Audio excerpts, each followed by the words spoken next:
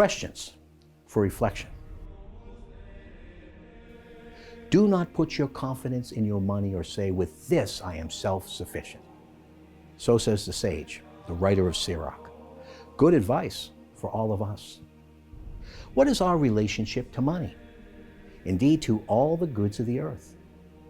In an age of bumper stickers such as, whoever dies with the most toys wins, and I am spending my retirement, spending my children's inheritance, Christians are called to a different approach to the goods of the earth.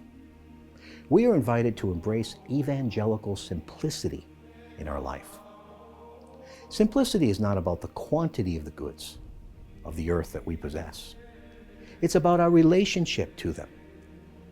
Jesus said, where your treasure is, there your heart will be also. That's Matthew 6:21. How often have we heard the saying, money is the root of all evil?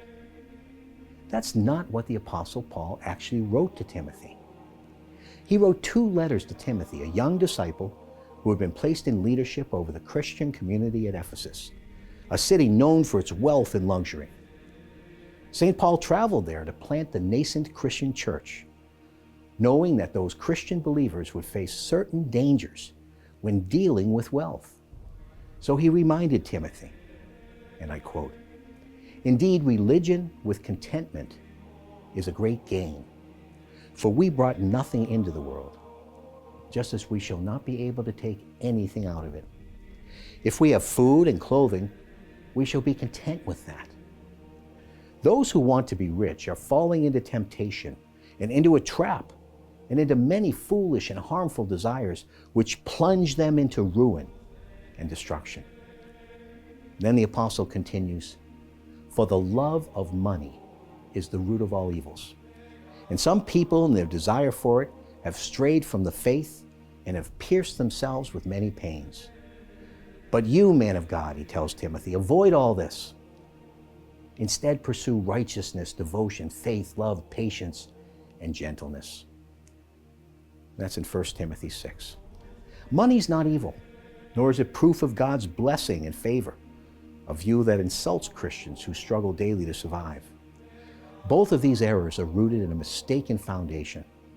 They are self-centered rather than God and other-centered. The phrase love of money speaks to the heart.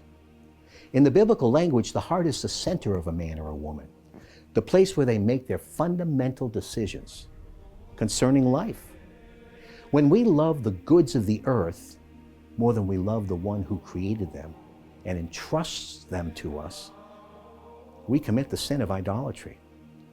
A destitute person can be just as obsessed with money as a wealthy one who is given over to greed. Greed is a form of idolatry. How do we view money and the goods of the earth? And the sage author of Sirach also cautions us in these words, do not be led by your appetites.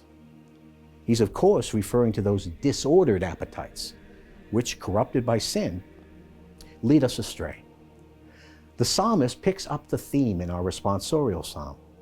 How blessed is anyone who rejects the advice of the wicked and does not take a stand in the path that sinners tread, nor a seat in company with cynics, but who delights in the law of Yahweh and murmurs his law day and night.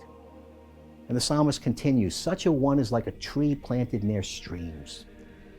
It bears fruit in season, and its leaves never wither, and every project succeeds. When we put the Lord first in our lives, when we follow his word and live the life to which he has called us, we will be like a firmly rooted tree, strong and stable, and we will be fruitful. The Lord wants us to be secure, stable, happy, and fruitful, and he has shown us the way. How are we doing? Are we following it? This powerful gospel passage is also a call to examine our lives, our actions, our motives. There's nothing more important than following the Lord in this life and attaining the blessing of heaven. That's our goal, our end. And nothing is more important. If anything detracts us from that end, that goal, we must be ready to give it up. We're called to bring the light into a world steeped in darkness. We're invited to be salt in an age which has lost its flavor.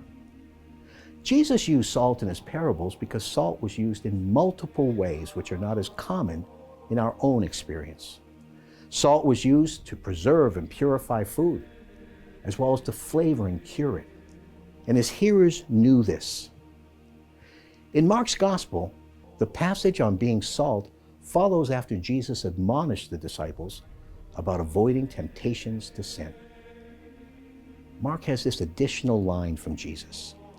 Everyone will be salted with fire. Salt is good, but if salt becomes insipid, what will you restore its flavor with? Keep salt in yourselves, and you will have peace with one another. What did Jesus mean when he said we will be salted with fire? The Jerome Biblical Commentary, reflecting on the passage, notes, and I quote, "Salt and fire suggest the purification the disciples will undergo through persecution and suffering." The Venerable Bede suggested a further insight, and I quote from him, "Everyone will be salted with fire, says Jesus, because spiritual wisdom must purify all the elect of any kind of corruption through carnal desire." Or he may be speaking of the fire of tribulation, which exercises the patience of the faithful to enable them to reach perfection. End quote. Each of us is called to holiness. In an age which has rejected God and his ways, we're invited to live differently. We're given the grace we need to do so, but we must choose to say yes to both. And we must make that choice every day. Have we made that choice today?